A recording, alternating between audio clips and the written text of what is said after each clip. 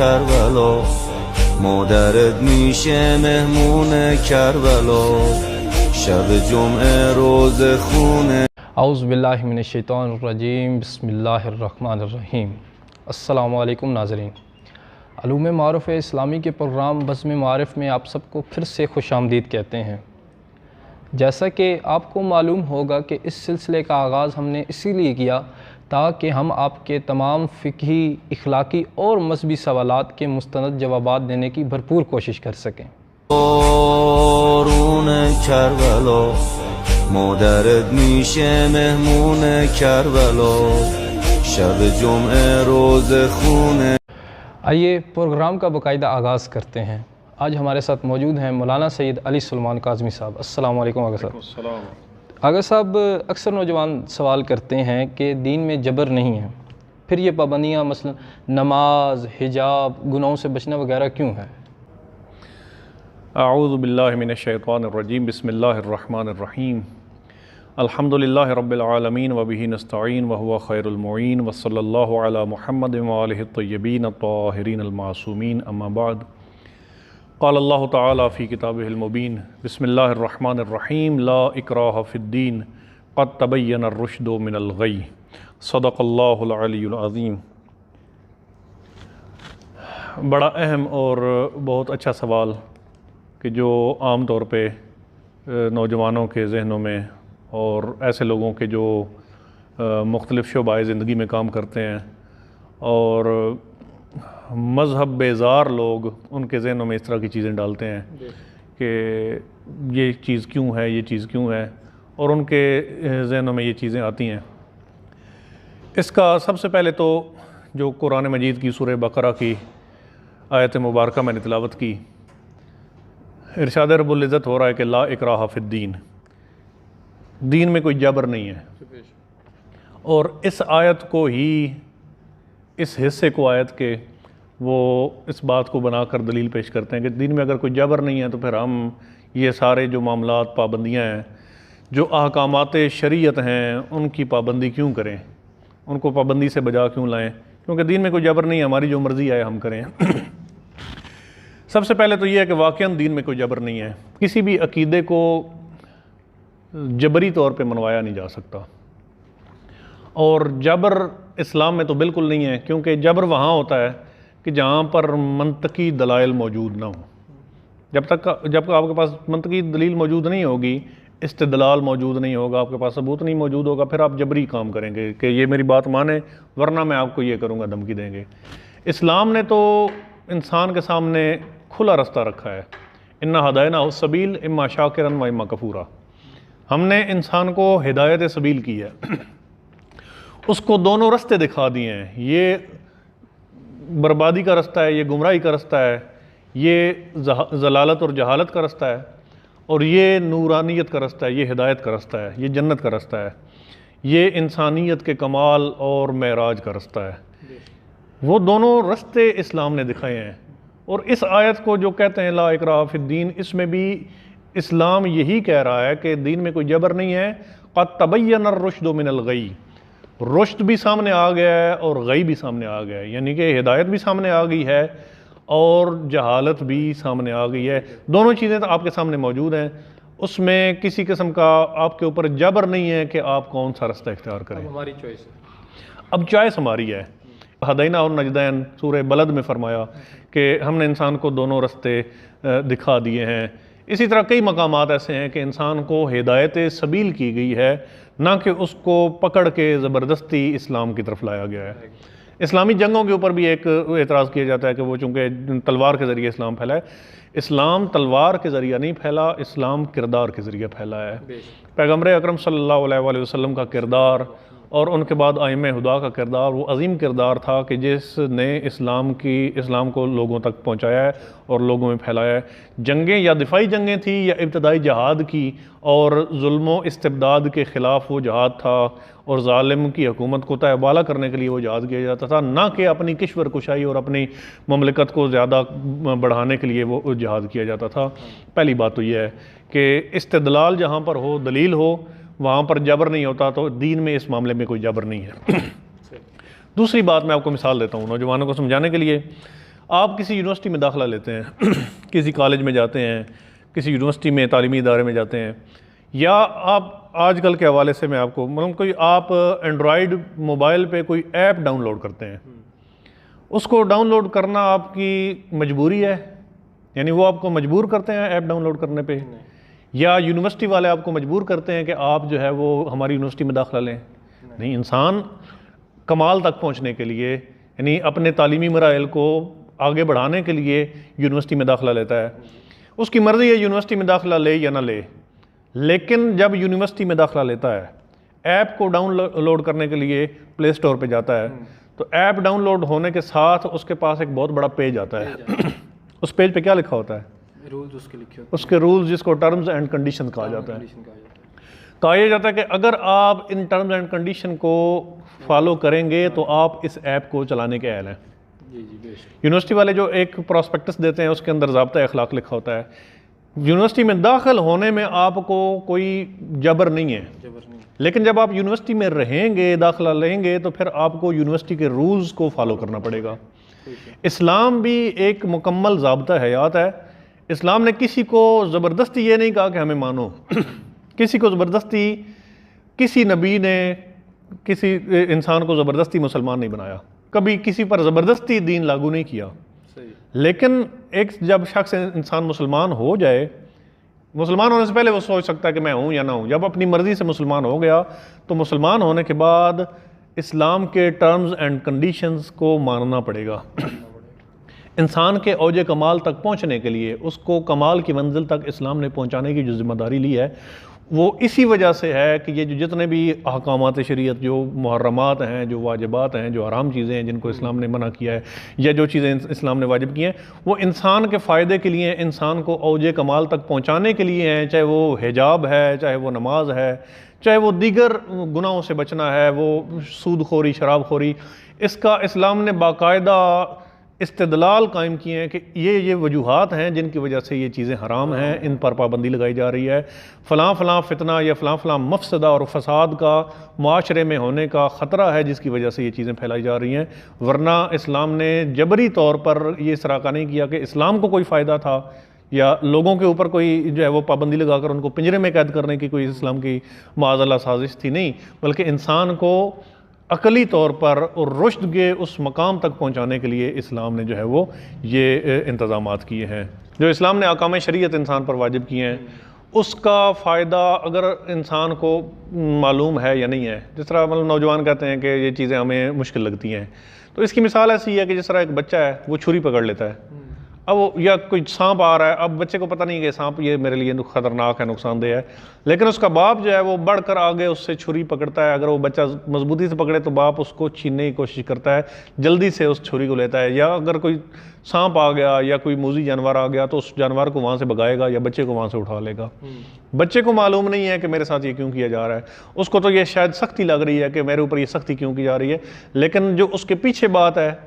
وہ یہ ہے کہ وہ چھری یا وہ سانپ یا وہ جو جنگلی موذی جانور ہے زہریلا، وہ اس کے لیے خطرناک ہے۔ باپ اس کے فائدے کا کام کر رہا ہے، اور یہ اس کو کچھ سال کے بعد پتہ چلتا ہے کہ وہ کام واقعاً میرے فائدے کا تھا۔ احکام شریعت جو اسلام نے ہمارے اوپر واجب کیے ہیں وہ الٹیمیٹلی ہمارے فائدے میں ہے، جس کی وجہ سے اسلام ہمیں ابھی معلوم ہو یا نہ ہو، لیکن جو ہم اپنے زندگی کے مدارج طے کرتے ہیں، عقلی مدارج طے کرتے ہیں، تو ہمیں ان چیزوں کا پتہ چلتا ہے کہ یہ چیزیں کس لیے واجب اور لازم کی گئی ہیں۔ مثلاً یہ جو حجاب اور شرم و حیا کا جو سلسلہ ہے، یہ اس کو اسلام نے اس لیے اہمیت دی ہے۔ سورہ نور پڑھ کے دیکھیے کہ ابھی مغرب میں جو معاشرہ ہے ان کا خاندانی نظام، فیملی کلچر ان کا ختم ہو چکا ہے، اس میں نہ ماں باپ کی کوئی اہمیت ہے، ماں باپ کے لیے اولاد کی کوئی اہمیت نہیں ہے، ان کے اندر جو رشتوں کے جو کشش ہے وہ بالکل ختم ہو چکی ہے۔ اب وہ اس گوہر نایاب کو جب گنوا چکے ہیں تو اب وہ کہتے ہیں کہ اب کاش ہم اسی فیملی سسٹم کی طرف واپس چلے جائیں کہ جو فیملی سسٹم ہمارے پاس کئی سو سال پہلے تھا، اگر وہ فیملی سسٹم ہمارے پاس ہو، اور وہ فیملی سسٹم آج بھی ہمارے پاس ہے کہ جس کو اسلام نے شرم و حیا کا وہ پیکر بنا کر ہمیں تحفے کے طور پر دیا ہے۔ جزاک اللہ آغا صاحب، اگلا سوال یہ ہے، کیا اللہ کے لیے ممکن تھا کہ تمام سب لوگوں کو مسلمان بناتا، اور اگر یہ ممکن تھا تو سب لوگوں کو مسلمان کیوں نہیں بنایا؟ آپ کا یہ سوال کہ اللہ تعالیٰ اس پر قادر ہے کہ تمام لوگوں کو مسلمان بنا دیتا یا سب لوگوں کو امیر بنا دیتا، تو یہ طبقاتی تقسیم کس لیے ہے، یہ مذہبی تقسیم کس لیے ہے، یہ تفرقہ بازی کس لیے ہے؟ تو سب سے پہلی اس میں بات یہ ہے کہ انسان کو اللہ نے مختار بنایا ہے، یعنی با اختیار بنایا ہے۔ انسان اپنے معاشرتی معاملات میں بھی مختار ہے، خود مختار ہے، اور جو مذہبی معاملات ہیں، جو آپ کا پہلا سوال تھا اسی سے ریلیٹڈ یہ چیز ہے کہ انسان کے لیے کوئی جبر نہیں ہے۔ اللہ نے جبری طور پر کسی کو مسلمان پیدا نہیں کیا، فطری طور پر مسلمان پیدا کیا ہے، اور یہ اس حوالے سے ایک حدیث بھی ہے کہ کل ولد یولد علی الفطرہ یا علی فطرۃ الاسلام، کہ ہر بچہ جو پیدا ہوتا ہے وہ فطرت اسلام پہ پیدا ہوتا ہے، ولیکن والدہ، لیکن اس کے والدین جو ہیں وہ اس کو یہودی یا مجوسی یا نصرانی بناتے ہیں، یعنی اس کا جو ماحول ہے وہ جس طرح کے ماحول میں پلتا بڑھتا ہے اسی ماحول کے اندر وہ زندگی گزارتا ہے اور ایسا ہی وہ بنتا ہے۔ انسان کو اللہ نے مختار بنایا ہے، اس کے تمام اعمال میں وہ خود با اختیار ہے۔ آپ کا یہ جو سوال ہے اگر اس کو مان لیا جائے تو یہ عقلی طور پہ ممکن نہیں ہے، یعنی اللہ تعالیٰ اگر سب کو مسلمان پیدا کرتا اور یہ جبری طور پہ ہوتا کہ کوئی شخص کافر نہیں ہوگا، ایک قانون قدرت بنا دیا جاتا کہ فقط سب لوگ مسلمان پیدا ہوں گے یا سب لوگ نیک پیدا ہوں گے، کوئی برائی کی طرف یا گناہ کی طرف نہیں جائے گا، تو پھر جزا اور سزا کا تصور ہی ختم ہو جاتا ہے، جنت و جہنم کا تصور ہی ختم ہو جاتا ہے۔ انسان کو اللہ نے با اختیار بنایا ہے، یعنی اِنَّا هَدَيْنَاهُ السَّبِيلَ إِمَّا شَاكِرًا وَإِمَّا كَفُورًا، ہم نے اس کو ہدایت سبیل کی ہے، آگے اس کی مرضی ہے کہ وہ شکر گزار بندہ بن کے زندگی گزارتا ہے یا کفران نعمت کر کے وہ جو زندگی گزارتا ہے۔ تو انسان جو ہے وہ با اختیار ہے، اور اگر انسان سے اختیار لے لیا جائے کہ جو انسان کی امتیازی خصوصیت ہے، باقی جانور جو ہیں وہ خود مختار نہیں ہیں، فقط وہ اپنی خواہش نفس پہ عمل کر سکتے ہیں، فرشتے فقط اپنی عقل کے مطابق عمل کر سکتے ہیں۔ انسان کے اندر اللہ نے دونوں جنبے رکھے ہیں، یعنی نورانیت کا جنبہ بھی رکھا ہے اور حیوانیت یعنی خواہش نفس کا جنبہ بھی رکھا ہے، اور اس حوالے سے پھر فرمایا ہے کہ تجھے دونوں طاقتیں بھی دے دی ہیں، حیوانی طاقت بھی یعنی خواہش نفس اور شہوت کی طاقت بھی تیرے اندر ہے، اور فرشتوں والی عقل بھی تیرے اندر ہے۔ اگر تو فرشتوں والی عقل کے اوپر عمل کرتا ہے اور اپنی خواہش نفس اور خواہش شہوت کو دبا دیتا ہے تو پھر اس کے بارے میں فرمایا کہ تو پھر فرشتوں سے بھی افضل ہے۔ یہی وہ انسان ہے جس کو اشرف المخلوقات قرار دیا گیا ہے، تاج شرف جس کے سر پہ رکھا گیا ہے، فرشتوں کو اشرف المخلوقات نہیں قرار دیا گیا۔ لیکن دوسری طرف فرمایا کہ اگر تو اس رستے پہ چلتا ہے کہ جو حیوانیت کا رستہ ہے، اپنی خواہش نفس بس اٹھتا ہے اور فقط اپنے پیٹ کی تجھے فکر ہے اور اپنے کھانا پینا کیسے ہے یا اپنا زندگی کیسے گزارنی ہے، زندگی بہتر کیسے کرنی ہے، تو پھر یہ فکر تو حیوانوں کو بھی ہوتی ہے کہ میں نے اپنے پیٹ کی آگ جو ہے، اپنی شہوت کی آگ اور اپنے پیٹ کی آگ کیسے بجھانی ہے۔ پھر بلکہ فرمایا، قرآن نے فرمایا اولئک کالانعام، تم چوپایوں جیسے ہو، اور پھر اس کے بعد فرمایا بل ہم اضل، بلکہ چوپایوں سے بھی بدتر۔ چوپایوں سے بدتر اس لیے کہ چوپائے کو تو عقل نہیں دی گئی، وہ اگر اپنی شہوت کے رستے، اپنی خواہش کے رستے پر چلتا ہے اس کا کوئی قصور نہیں ہے۔ اے انسان تجھے تو عقل دی گئی ہے، اس کے باوجود اگر تو چل رہا ہے تو پھر تیرا اپنا قصور ہے۔ یہ وجہ ہے کہ انسان کو اختیار دیا، اور اختیار کی طاقت لے کر انسان جو ہے وہ آگے چلتا ہے۔ جزا اور سزا کا تصور اسی وقت ممکن ہے کہ جب انسان سارے اعمال اپنی مرضی سے کرے گا، اپنی مرضی سے کرنے کے بعد پھر اللہ تعالیٰ اگر اس کو جزا اور سزا دیتا ہے تو یہ نظام قدرت بھی ہے اور یہی عقل کا تقاضا ہے۔ جزاک اللہ آغا صاحب۔ آغا صاحب اگلا سوال یہ ہے کہ آپ نے جیسے بتایا کہ انسان کے اندر شہوت بھی پائی جاتی ہے اور انسان کے اندر عقل بھی ہے، لیکن اگر انسان یہ کرے کہ صرف اپنی عقل کا یوز کرے، اللہ کی بارگاہ میں ہر ٹائم سجدہ ریز ہو، دنیا سے، سوسائٹی سے بالکل اس کا کٹ آف ہو جائے، شہوت کو بالکل دبا دے، صحیح ہے، لوگوں سے ملنا جلنا بند کر دے، مسجد میں ہی ساری زندگی بیٹھے رہے، نمازیں پڑھے، روزے رکھے، کہ یہ کرنا صحیح ہے؟ آپ کے سوال میں ہی آپ کا جواب موجود ہے کہ انسان عقل سے کام لے، تو انسانی عقل انسان کو اس کے اندر جو اللہ نے صلاحیتیں رکھی ہیں ان کو ختم کرنے کا کبھی اس کی عقل نہیں کہتی، اور اللہ تعالیٰ نے بھی جو انسان کے اندر خواہشات رکھی ہیں ان کو حلال طریقے سے پورا کرنے کے لیے اللہ تعالیٰ نے انتظام کیا ہے۔ خطبہ نکاح ہم پڑھتے ہیں، اس میں ہم یہ کہتے ہیں کہ لقد کان من فضل اللہ علی الانام ان اغناہم بالحلال عن الحرام، اللہ تعالیٰ کا اپنی مخلوق پر یہ کرم ہے کہ اس نے حرام کا رستہ بند کرنے سے پہلے حلال کا رستہ کھولا ہے۔ مثلا انسان کے اندر اگر جنسی خواہش رکھی ہے اللہ تعالیٰ نے تو اس کو نکاح کے ذریعے اللہ تعالیٰ نے وہ پورا کرنے کا انتظام کیا ہے. انسان کے اندر بھوک کی جو ہے وہ اشتہا رکھی ہے, انسان کو بھوک لگتی ہے یا کھانے کا سلسلہ ہوتا ہے انسان کا, تو اس کے لیے حلال رزق اللہ تعالیٰ نے فراہم کیا ہے. انسان خوبصورتی کو دیکھنا چاہتا ہے تو اللہ تعالیٰ نے خوبصورت کائنات پیدا کی ہے, اس کی طرف مظاہر قدرت کی طرف دیکھنے کا اللہ تعالیٰ نے. تو یہ چیز تو عقل نہیں کہتی کہ ہم انسان جو ہے وہ بالکل ایک جنبے کو ختم کر دیں اور اپنی جو ہے نہیں, یہ عقل کے مخالف یہ بات ہے. دوسری بات یہ ہے کہ اسلام نے اس بات کی حوصلہ شکنی کی ہے کہ انسان معاشرے سے کٹ جائے اور اپنی زندگی جو ہے وہ مصلی پہ بیٹھ جائے اور اللہ اللہ کرنا شروع ہو جائے. اس کی اسلام نے نفی کی ہے, خصوصاً ائمہ ہدا نے, پیغمبر گرامی اسلام نے اس کی نفی کی, اور ان کی اپنی زندگی لکم فی رسول اللہ اسوۃ حسنہ, ہمارے لیے سب سے بہترین نمونہ عمل رسول کی زندگی ہے.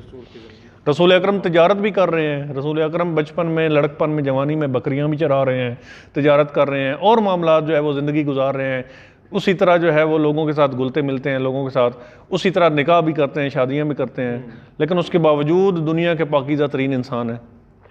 انسان کے جو کمال ہے وہ یہ ہے کہ وہ یہ نہ کہے کہ میں جنگل میں چلا جاؤں اور دنیا سے الگ ہو جاؤں, اور وہاں جا کر انسان کہے کہ میں نے کوئی گناہ نہیں کیا, میں نے کسی نامحرم کو نہیں دیکھا. تو یہ تو اسی طرح کہ جس طرح کوئی نابینا کہے کہ میں نے آج تک کسی غیر محرم کو نہیں دیکھا, اس کا کوئی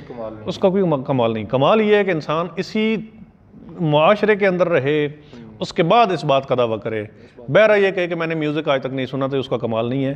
بلکہ کان رکھنے والا کہے کہ میں نے آج تک وہ آواز نہیں سنی کہ جو میرے اللہ کو پسند نہیں ہے, میرے نبی کو پسند نہیں ہے, میرے امام کو پسند نہیں ہے. تو یہ انسان کا کمال ہے, اور عقل اسی کمال تک پہنچانے کے لیے انسان کو عطا کی گئی ہے. جی ویورز, امید ہے کہ آپ ہماری اس گفتگو سے مستفید ہوئے ہوں گے. خداوند متعال سے دعا ہے کہ وہ مجھے اور آپ کو نیک اور عمل صالح کرنے کی توفیق عطا فرمائے. اور آپ کا جو بھی سوال ہو آپ ہمارے کومنٹ باکس یا پھر ہمارے واٹس ایپ نمبر پر بھیج سکتے ہیں. والسلام ورحمۃ اللہ وبرکاتہ.